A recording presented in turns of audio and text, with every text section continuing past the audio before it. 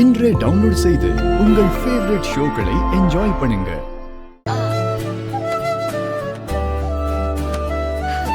கதிர், இந்த Dress எல்லாம் போட்டுக்கோ.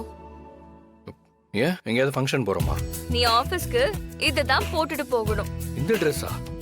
ஏய், எதுக்கு தானே? அதெல்லாம் கொஞ்சம் ஓவரா இருக்கும். அதெல்லாம் இருக்காது.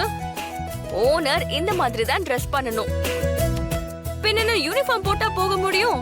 இல்ல தானே, நார்மலா ஒரு ஷர்ட் பேண்ட் போட்டு போனாலே போதும்ல. எப்பயுமே அப்படித்தானே இருக்க. ஒரு ஏஜென்சியோட பார்ட்னர் நீ. இனிமே அதுக்கேத்த மாதிரி தான் Dress பண்ணிக்கணும்.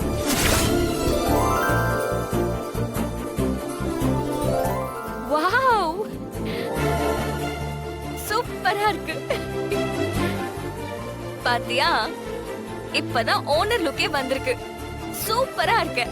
சும்மா சொல்லாத தானே. ஏய், நிஜமா தான்டா. நம்ம செய்யற வேலைக்கு ஏத்த மாதிரி தான் நம்ம ட்ரெஸ்ஸிங் சென்ஸும் இருக்கணும். இனிமே தினம் நீ இந்த மாதிரி தான் ட்ரெஸ் பண்ணிட்டு ஆபீஸ்க்கு போகணும். புரியுதா? சரி, டைம் ஆகுது, நான் கிளம்புறேன். பை. பை. உங்க குடும்ப சொத்தை கொஞ்ச நேரத்துல பிரிச்சு எழுத போறாங்களா மேடம்? என் பெரியப்பா ஒத்துக்காம அவர் சைன் இல்லாம அது பண்ண முடியாதே. பார்வதிங்கிறவங்க ஐயாவுக்கு தெரியாமலே வேற சில பத்திரத்தோட சேர்த்து சொத்து பிரிக்கிறதுக்கான பத்திரத்தையும் சேர்த்து வச்சு கையெழுத்து வாங்கிட்டாங்களா மேடம்?